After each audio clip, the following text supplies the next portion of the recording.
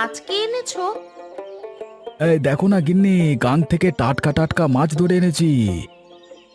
তোমার মাছ ধরার নেশাটা আর গেল না। কি যে বলো না গিন্নি, ওই মাছ ধরা নিয়ে যে বেঁচে আছি গো। তা আজ মাছের কি খাবে শুনি? আজকে তুমি মাছগুলোকে গরম গরম করে ভেজে ফেলো দেখি, অনেকদিন মাছ ভাজা খাইনি। আজকে টাটকা টাটকা মাছ ভাজা খেতে ইচ্ছে করছে। মনে আছে পুরনো দিনের কথা?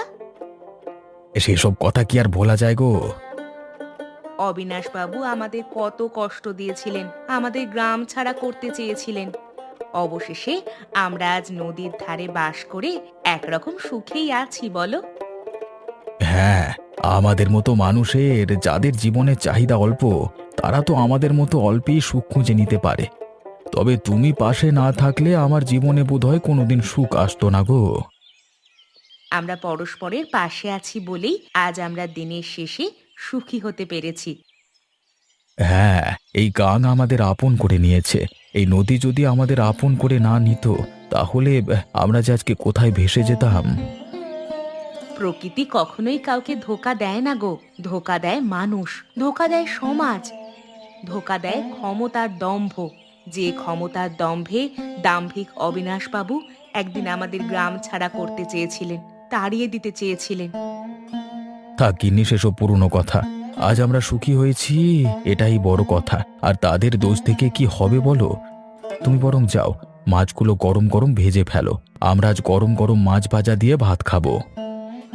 হ্যাঁ, যাই গো, আজ আমিও বড় খুশি হয়েছি।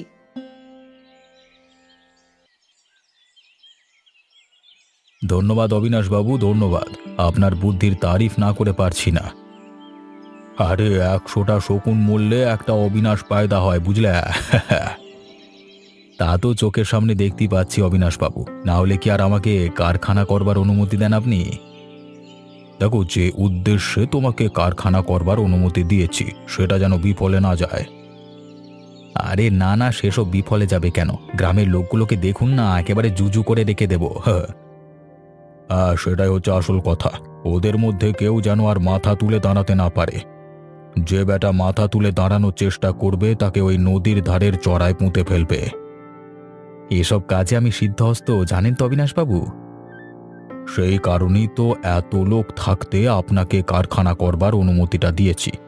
সেনবাবু জানবেন, ওসব নদী দূষণ বড় ব্যাপার নয়। বড় ব্যাপার হচ্ছে আমাদের কারখানাটাকে চালাতে হবে এবং গ্রামের লোকজনকে পায়ের নিচে পিষে রাখতে হবে। আপনার আশীর্বাদ যার মাথার উপর আছে সে এই কাজ পারবে বই কি। জল দূষণ মাথায় থাকুক, আমাদের ব্যবসা, কারখানা এসব রমরমা চলতে থাকুক। আলবাত আলবাত আলবাত।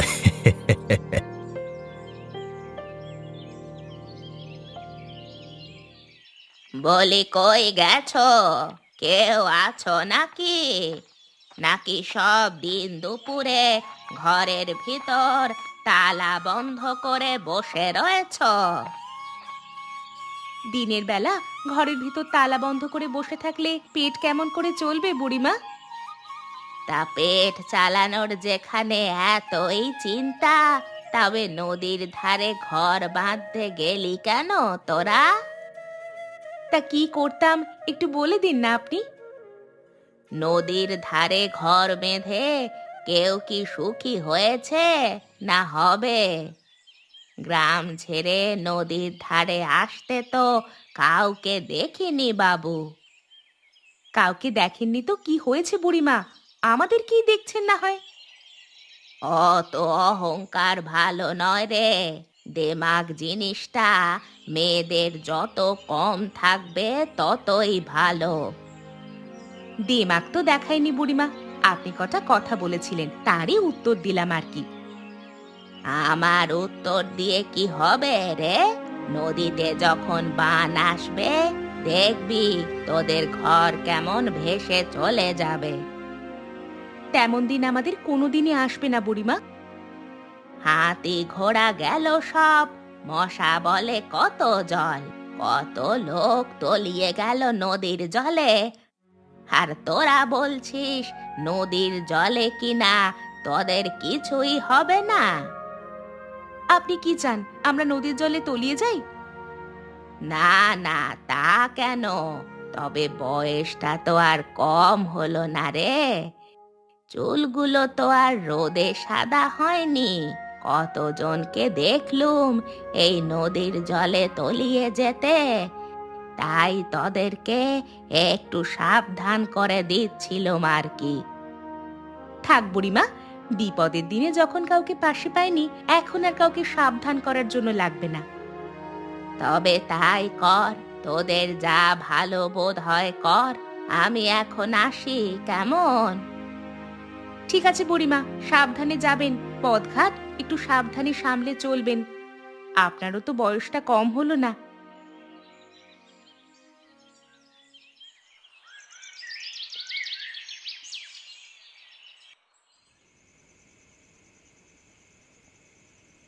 শরীরটাকে খুব খারাপ লাগছে গো। কি আর বলবো গিন্নি, পেটের ব্যথায় যে আর নড়তে পারছি না। এর যে মরণ হলেও বোধহয় ভালো হতো গো। ওরি বাবা! একটা ভালো ডাক্তার তো দেখাতে পারো। ডাক্তার আমার কিচ্ছু করতে পারবে না গিন্নি, কিচ্ছু পারবে না। এই যে তোমার এত শরীর খারাপ, কই অবিনাশ বাবু তো একবার দেখতে এলেন না? তোমার তো বেশ খাতির ছিল তার সাথে। তুমি কি যে বলো গিন্নি, তার মাথা মুন্ডু নেই গো। কেন, ভুলটা কি বললাম শুনি? উনি অত বড় মাপের মানুষ, ওনার কি আর সময় আছে আমার কাছে আসবার? কেন, তুমি যে ওর জন্য অত করলে, তার একটা প্রতিদান নেই? বড় মানুষের দোষ ধরতে নেই গিন্নি, ওনারা অমনটাই হন।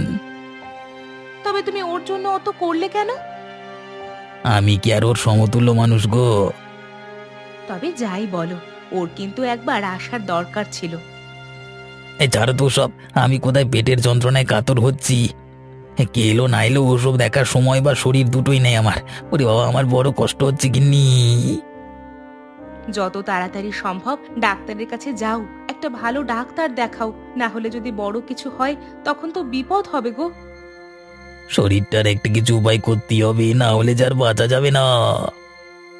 ভুলে যেও না, তোমার ওপর একটা গোটা সংসারের দায়িত্ব আছে। তোমার ভরসায় আমি বেঁচে আছি। তুমি আছো সেটাই তো একমাত্র ভরসা বউ। ওরে বাবা!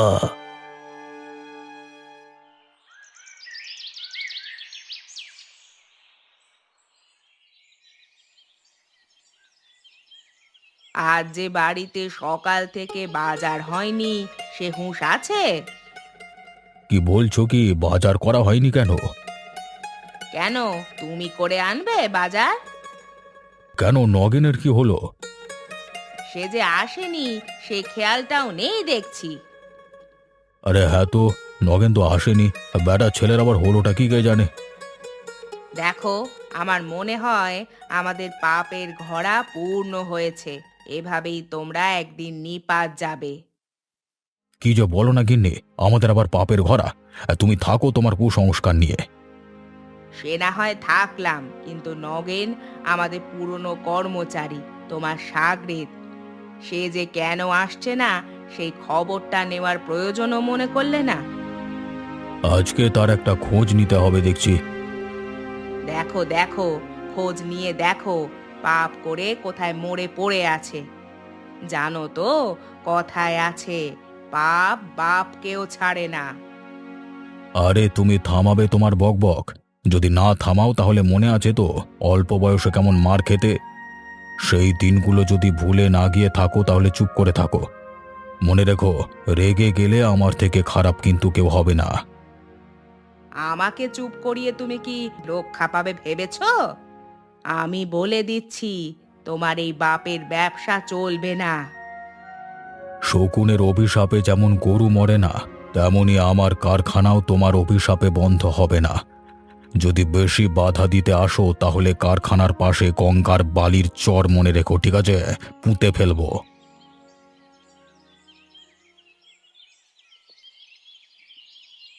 হঠাৎ করে বাড়ি নিয়ে পড়লে কেন গো? আরে জলের ধারে যারা বাস করে তাদেরকে তো একটু চিন্তা করতে হয় গো গিন্নি। আবার হঠাৎ করে কবিদের মতো কথা বলছো কেন?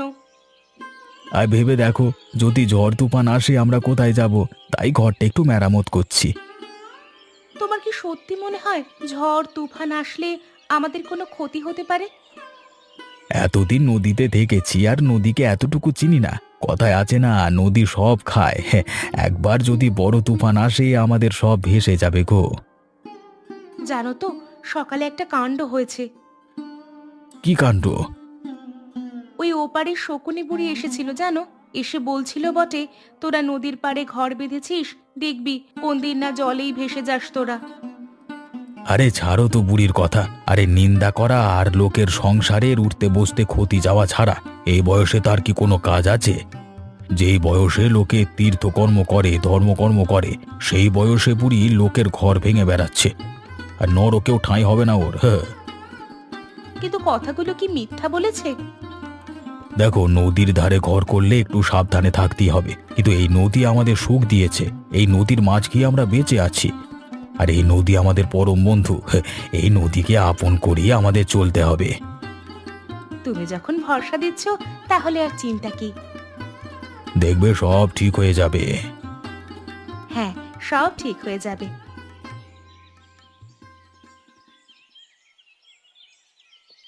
সকাল সকাল দাওয়ায় বসে নাটক করছিস নগেন? বড্ড পেটে যন্ত্রণা হচ্ছে, বড্ড যন্ত্রণা। পেটে যন্ত্রণা হচ্ছে কেন রে? তা কি আর জানি বাবু। নিশ্চয়ই উল্টো পাল্টা কিছু খেয়েছিস, তাই পেটে যন্ত্রণা হচ্ছে।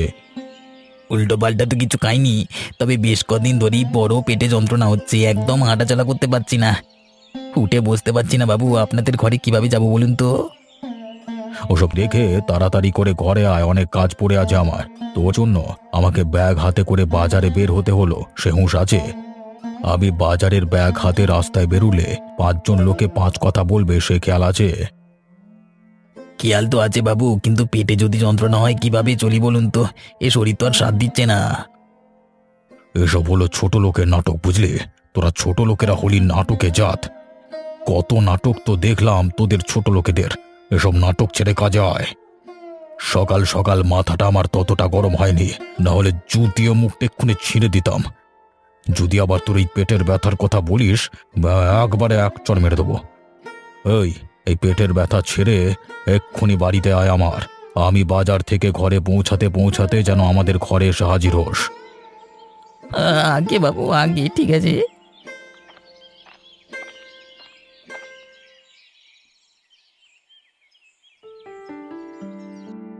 কি খবর এনেছো বুড়িমা? খবর আছে রে, খবর আছে। কি খবর সেটাই তো জানতে চাইছি। খবর কি আর এমনি এমনি পাওয়া যায়? গ্যাঁটের কড়ি খসাতে হয়। তা তো দেবই, তার আগে খবরটা শুনি। গোপাল আর লতাকে চেনো তো? ওদের তো এখন হাঁড়ির হাল, কিচ্ছুটি নেই সংসারে। ভিটে মাটি হারিয়ে ওরা ওই নদীর চরে বাসা বেঁধেছে। এই খবর? হ্যাঁ, কেন, খবর পছন্দ হলো না? খবর পছন্দ হতো যদি এর একটা উপায় বলতে। কি উপায় জানতে চাও? শোনো, সাপকে কখনো ভরসা করতে নাই। ওরা হলো সাপের জাত, বুঝলে? সাপের জাত। তাহলে কি করতে হবে শুনি। ঠিক সময়ে সাপের বিষ দাঁত ভাঙা যাবে। আগে যেটা বলছি সেটা করো। কি? তোমার কাজ হবে রোজ ওদের ঘরে গিয়ে ওদের বিরক্ত করা, বিরক্ত করে একেবারে মাথা খারাপ করে দেওয়া। সে কাজ আমি ভালোই পারি। ও কাজ আমার থেকে ভালো এ অঞ্চলের কেউ পারবে না। সেই জন্যই তো তোমাকে কাজ দেওয়া। এবার আমার পারিশ্রমিকটা। এই নাও।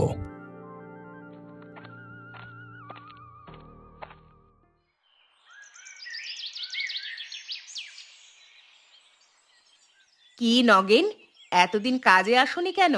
তা মুখটা অমন শুকিয়ে আছে কেন? শরীর সব ভালো তো? কি বলি আর গিন্নিমা, কদিন ধরে পেটে বড় ব্যথা। তা বাবু আমাদের বাড়িতে গিয়ে কালকে কাজে আসতে বলেছিলেন, কিন্তু কালকে আর বিছানা ছেড়ে উঠতে পারলুম নিকো। তাই আজকে সকাল সকাল কোনো মতে কাজে এসেছি, কিন্তু পেটে ব্যথা যে থামে না। তা পেটে ব্যথা হলো কেমন করে? তা তো জানি না গিন্নিমা, তবে কদিন থেকেই হঠাৎ করে পেটে বড় ব্যথা হচ্ছে। তা বেশ, পেটে ব্যথা হচ্ছে, কিন্তু খাওয়া দাওয়া কিছু করেছো? ওষুধ কিছু খেয়েছো কি? না গিন্নিমা, ওষুধ তো দূর, খাবারই কিছু পেটে দিতে পারি না। একরকম জল খেয়ে আছি বলতে পারেন। তাই তো শরীরটা বড় দুর্বল। বুঝতে পেরেছি, তোমার পেটে ব্যথা এমনি এমনি হয়নি। এমনি এমনি হয়নি মানে কিভাবে হয়েছে আমি কিছুই বুঝতে পারছি না। আপনি কিছু বুঝতে পারছেন? হ্যাঁ, নদীর ধারে বেআইনি কারখানা করায় ওই কারখানার নোংরা গিয়ে নদীতে পড়ছে, আর নদীর জল দূষিত হচ্ছে। সেই জল সবাই পান করে, এবার সবাই তোমার মতো পেটের ব্যথায় কাতর হবে। কি কি বলছেন কি গিন্নিমা, এমনটাও কি হয়? হয় মানে? হয়েছে তো, তোমারই তো হয়েছে। ছি ছি ছি ছি, কি যে বলেন গিন্নিমা, এমনটা কখনো হতে পারে না। অবিনাশবাবু এত স্বপ্নে কারখানাটা গড়িয়েছেন, সেই কারখানা থেকে কি আর জলদূষণ হবে? সেই জলদূষণ হয়ে কিনা আমার আবার শরীর খারাপ হতে পারে। দেখো, তোমরা মুখ্য সূক্ষ্ম মানুষ, তোমরা বুঝবে না অত সব, কিন্তু আমি বেশ বুঝেছি পিছনের আসল সত্যিটা কি।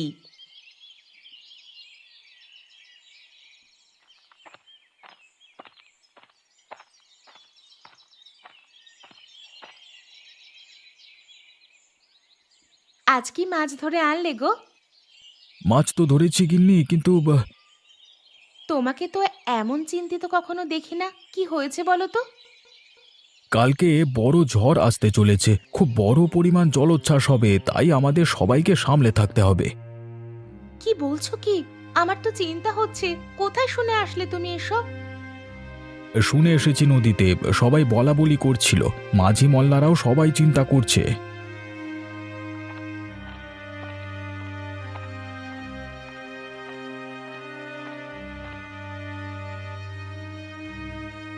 কি রে গোপাল, শুনলাম নাকি তোদের ঘর কাল নদীর জলে তলিয়ে যাবে? কি বলছো বুড়ি, তুমি চুপ করো তো, মুখে সবসময় অলক্ষণে কথা লেগেই আছে। যা সত্যি তাই বলছি। তা তোদের প্রাণে যদি সত্যি কথা না সয়, আমি কি করতে পারি বল? বুড়ি, ভালো হচ্ছে না বলে দিলাম, সামলে যাও এরপর। তা কি করবি শুনি? দেখো, তুমি গুরুজন, আমি তোমার সাথে ঝগড়া করতে চাই না, মুখ খারাপ করতে চাই না। যদি অন্য কেউ হতো না, তাহলে আমি এতক্ষণে দেখাতাম আমি কি করতে পারি, তার দুটো ঠ্যাং আমি এতক্ষণ ভেঙে রেখে দিতাম। তা বুড়িমা, কখনো কখনো একটু ভালো করে কথা বললেও তো পারতেন।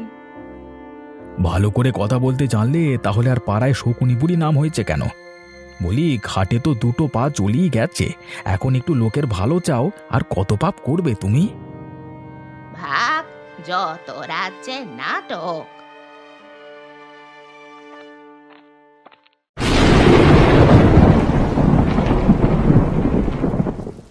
গিন্নি, এবারে মনে হচ্ছে আমি মরেই যাব। উড়িয়ে কলা, কি পেটে কামড়! এমন অলক্ষণে কথা তুমি কেন মুখে আনো বলো তো?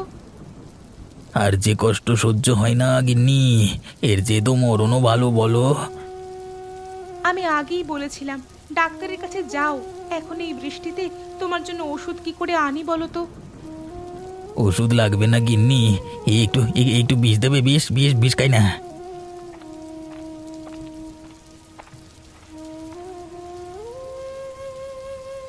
নগেন, আমি ডাক্তারবাবুকে নিয়ে এসেছি। ডাক্তারবাবু তোমায় পরীক্ষা করে ওষুধ দেবেন, তুমি একদম সুস্থ হয়ে যাবে। আপনি নিজে এসেছেন? এই বিপদের দিনে আপনাকে যে পাশে পাবো ভাবিনি। বিপদের দিনে মানুষই তো মানুষের পাশে থাকবে ভাই।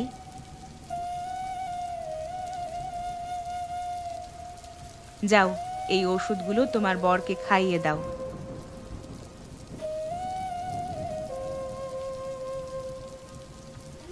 এখন কেমন বোধ করছো নগেন? ভালো বোধ করছি গিন্নিমা, এই পেটের ব্যথাটাও মনে হচ্ছে না আর নেই মানে। তুমি সত্যি ভালো হয়ে গিয়েছো? হ্যাঁ গো গিন্নি, ভালো হয়ে গেছি, মানে গিন্নিমার কৃপায় আমি ভালো হয়ে গেছি। এবারে আমি নিশ্চিত হয়েছি যে জল দূষণের কারণেই তোমার পেটে ব্যথা হচ্ছে, কারণ ডাক্তারবাবু জল দূষণ থেকে পেট ব্যথার ওষুধ দিয়ে গিয়েছিলেন এবং সেটা খেয়েই তোমার পেটের ব্যথা ভালো হয়েছে। সুতরাং এটা নিশ্চিত যে জল দূষণ থেকেই রোগ ছড়াচ্ছে। তাহলে কি করতে হবে গিন্নিমা? আপাতত আরও একটু দেখতে হবে, তবে এই ব্যাপারটা নিয়ে নিশ্চিত হয়েছি।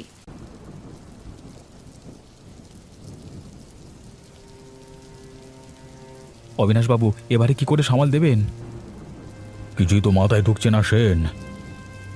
এই দেখুন, চারিদিকে প্লাস্টিক ভেসে যাচ্ছে, নদীর দিকে কেমন নোংরা বয়ে যাচ্ছে, কারখানার অবস্থা লণ্ডভণ্ড হয়ে গেল। এবারে সবকিছু কিভাবে সামাল দেব কিছুই মাথায় আসছে না। মাথায় আর কি আমারও আসছে কিছু। তাহলে কি করে হবে?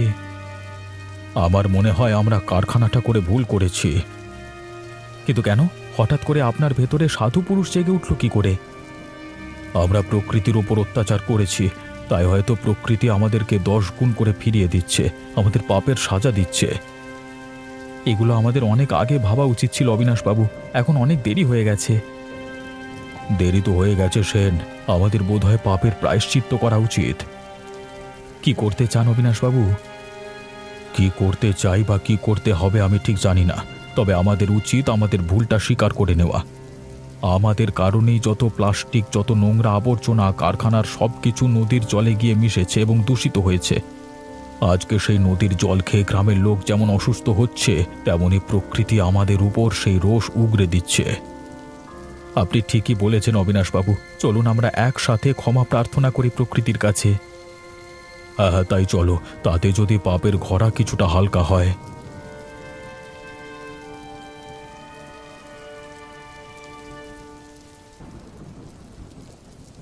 দেখো দেখো, এত খারাপ পরিবেশ, এত জলোচ্ছ্বাস, তাতেও আমাদের ঘরের একটুও ক্ষতি হচ্ছে না। কি বলে অভিজ্ঞতা গিন্নি, কি বলে অভিজ্ঞতা, বুঝলে? ভাগ্যে তুমি ঘরটা মেরামত করেছিলে। এমনি এমনি তো আর নদীর ধারে ঘর বাঁধতে আসিনি গো, কিছু তো অভিজ্ঞতা আছে। আমি অনেক দিন ধরেই জানতাম যে এই ঘটনা ঘটবে, তাই জন্য বাড়িটাকে ভালো করে মজবুত করে তৈরি করে রেখেছিলাম। ভালো করে দেখো তো, নদী দিয়ে কি যেন ভেসে যাচ্ছে জলের তরে। আরে হ্যাঁ তো, আরে জিনিসটা তো ভেসে ভেসে এদিকে আসছে। আরে এ যে শকুনি বুড়ি ভেসে যাচ্ছে গো, তাই এসো এসো এসো এসো। বাঁচাও, বাঁচাও, বাঁচাও! কেমন মজা টের পেলে বুড়ি, দেখলে তো একই বলে ওপরওয়ালার মার। আগেই বলেছিলাম লোকের পেছনে কাঠি করো না, এখন দেখলে তো আমাদের কিছু হলো না, তুমি জলে ভাসতে ভাসতে তলিয়ে যাচ্ছিলে। আর শেষে কিনা যে ঘরকে বলছিলে জলের তলায় তলিয়ে যাবে, সেই ঘরই আসতে হলো ঠাঁই নিতে। আমায় ক্ষমা কর বাপধন, ক্ষমা কর। আমার ভুল হয়ে গেছে বাবা। লতা, আমায় ক্ষমা কর। গোপাল বাবা, তুই আমার ক্ষমা কর। হ্যাঁ, ওপরওয়ালা তোমাকে ক্ষমা করুক গো।